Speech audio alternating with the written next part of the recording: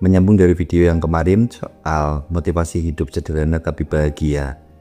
Banyak orang tuh pengennya hidup sederhana, tapi pengen diakui sebagai orang yang berpunya. Misalnya kayak yang lagi rame di konten TikTok akhir-akhir ini nih. Dia lagi pacaran sama pacarnya kan. Terus berteduh karena kehujanan. Dia tuh naik motor gitu. Terus dia syuting pacarnya, syuting motornya. Seandainya punya duit, aku punya mobil, pasti nggak akan kehujanan kalau pacaran kayak gini. Tapi yang di syuting itu mau sepeda motornya T-Max. T-Max tuh 300-an juta harganya. Kan konyol ya, anjir. Nah, dia pengennya tuh sederhana gitu, pakai motor. Cuma sebenarnya kan dia pengen pengakuan bahwa wah gila lo punya T-Max lo itu. Sebenarnya hidup sederhana tuh dimiliki oleh dua tipe orang. Yang pertama, orang yang memang dia niatnya sederhana dan nggak kaya, memang cukup gitu, hidupnya cukup buat makan, cukup buat belanja dan lain sebagainya, dan nggak punya impian yang besar pengen kaya triliunan rupiah, itu enggak. Tapi dia merasa udah cukup lah segini, udah bisa dinikmatin gitu, nggak pusing juga dikejar-kejar restoran. Yang kedua, orang yang memang udah ada dan pengen sederhana aja gitu, nggak pengen pamer. Dia bisa menunjukkan bahwa ya hidup tuh apa adanya gitu. Jajan makan bakso di warung emperan juga nggak masalah gitu, meskipun dia punya mobil, punya rumah gedong dan uangnya banyak gitu. Nah, dua tipe orang ini sebenarnya kalau kita teliti, mereka sama-sama bisa mengontrol hawa nafsunya. Hawa nafsu keserakahan, hawa nafsu kesombongan, hawa nafsu untuk menang dari orang lain, itu mereka bisa menekan hawa nafsu itu. Bukan berarti mereka membunuh hawa nafsu ya, karena hawa nafsu kan nggak bisa dibunuh. Hawa nafsu itu bagian dari kehidupan manusia. Jika hawa nafsu dihilangkan, maka ambisi seseorang untuk kehidupan kali ini juga akan hilang gitu. Dia akan ngerasa kehidupan ini tuh sepi. Dia akan ngerasa kehidupan ini tuh udah nggak ada tantangan lagi. Nah, sebagai manusia lumrah, manusia apa adanya, ketika kehidupan tidak ada tantangan, pasti dia akan ngerasa ngapain ya hidup gitu, untuk apa gitu. Nah, kalau kita bisa mengontrol hawa nafsu, itu jauh lebih baik. Marah misalnya, setiap orang pasti punya rasa marah, setiap orang pasti muncul marahnya dalam hal apapun, entah di rumah, di jalan, di pekerjaan, atau dimanapun. Tiba-tiba bisa muncul aja gitu kemarahannya itu.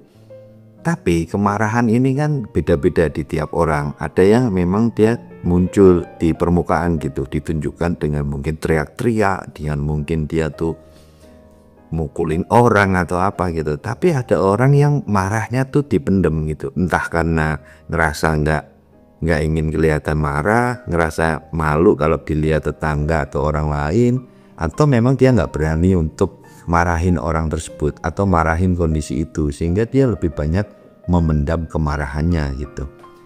Keserakahan pun juga begitu. Tampilan luar di masing-masing orang tuh berbeda-beda. Nah, dari hal ini kita dapat simpulkan bahwa sebenarnya ketika kita bisa mengontrol hawa nafsu, kita tuh bisa menjalani kehidupan yang sederhana, karena udah nggak penting lagi pengakuan dari orang.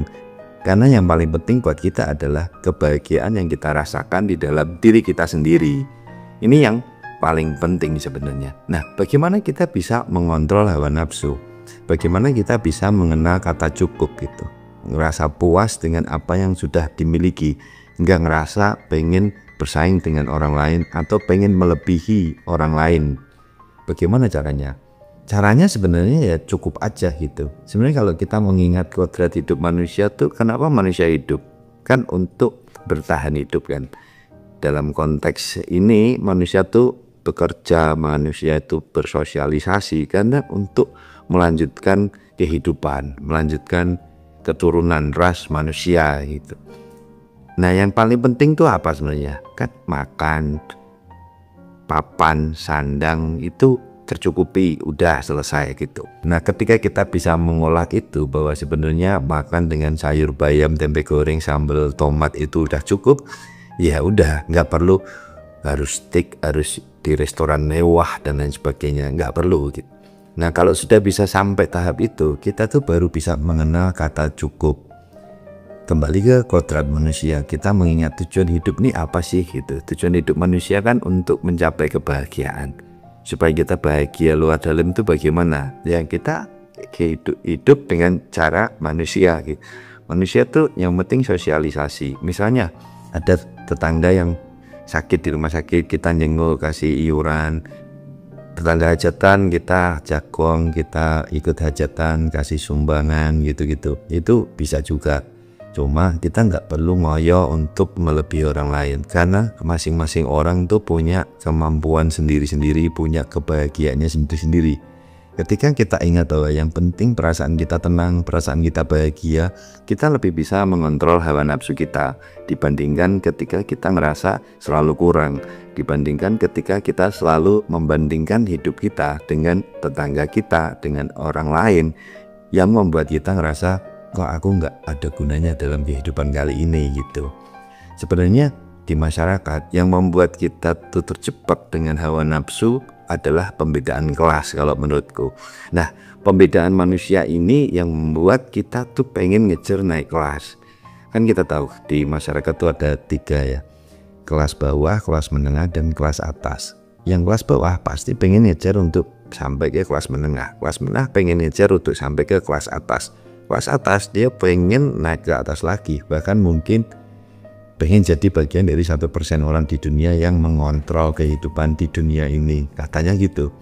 Nah, dari 3 kelas ini tuh membuat orang jadi berlomba-lomba untuk mengalahkan saingan-saingannya di level-level kelas tertentu gitu. Misalnya yang kelas bawah, dia akan bersaing dengan sesama kelas bawah untuk naik ke kelas menengah. Sementara kelas menengah, dia juga akan bersaing dengan sesama kelas menengah untuk naik ke kelas atas.